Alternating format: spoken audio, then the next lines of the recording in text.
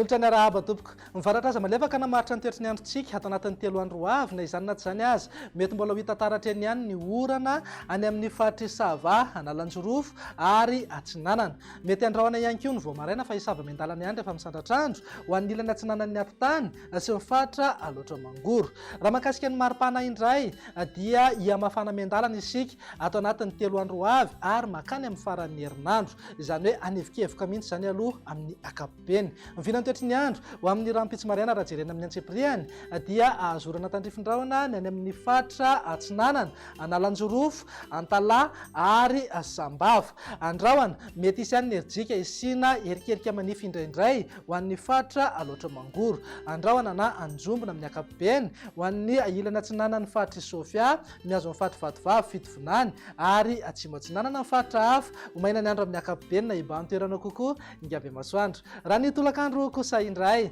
dia itoetrany ny orana aty amin'ny faritra Atsinanana Analanjorofo ary Antala ny faritra hafa homaina ny andro amin'ny akapobeny mety ololovan-drahona ihany ny any amin'ny Vatovavy Fitovinany Atsimo Atsinanana torak'izay ihany koa ny any aloatra mangoro sy ny ilany Atsinanana ny faritra Sofia miazo amin'ny faritra Diana amin'ny takariva dia andrasana ny orana tandrifindraona any amin'iny amorontsiraka ny faritra Melakiny raha mahakasika ny maripana indray manodidina eo amin'ny 13 degré zao maripana ambany indrindra ny vakina karatra ary tafiakatra 30 degré kosa maripana ambony indrindra ho an'ny atitany raha ny amorontsiraka Atsinanana saika eo amin'ny 17 hatramin'ny 30 degré ary manodidina eo amin'ny 19 hatramin'ny 30 degré ho an'ny morontsiraka andrefana tazantsika amin'izao fatafakatra 30 hatramin'ny 30 degré mihitsy maripana ambony indrindra any amin'ny faritra Menabe sy Betsiboka mivinany toetry ny andro ny zoma kosa indray dia toetrany ny orana tandrifindraona any amin'ny faritra Sava sy Analanjorofo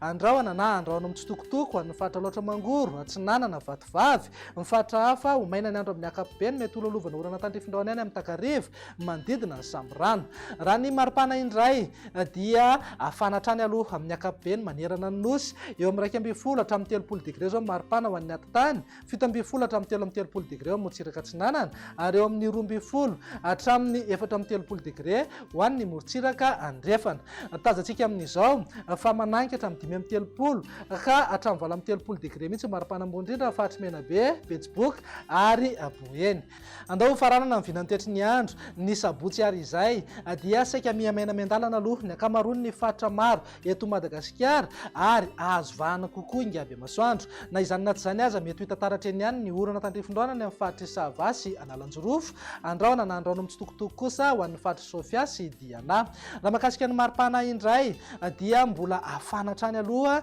satria mety mbola nanky hatramin'ny 30 na 30 degré zao maripana ambony indrindra ho an'ny atitany morontsiraka Atsinanana eo amin'ny 20 ka hatramin'ny 30 degré maripana ambony indrindra raha toka eo amin'ny 30 hatramin'ny 30 degré ho an'ny morontsiraka andrefana ananky hatramin'ny 17 degré maripana ambony indrindra any amin'iny faritra Betsiboka iny dia izay indray mivinany toetry ny andro atao anatin'ny 3 andro avy manome fotoananao ho amin'ny manaraka indray veloma tompoko.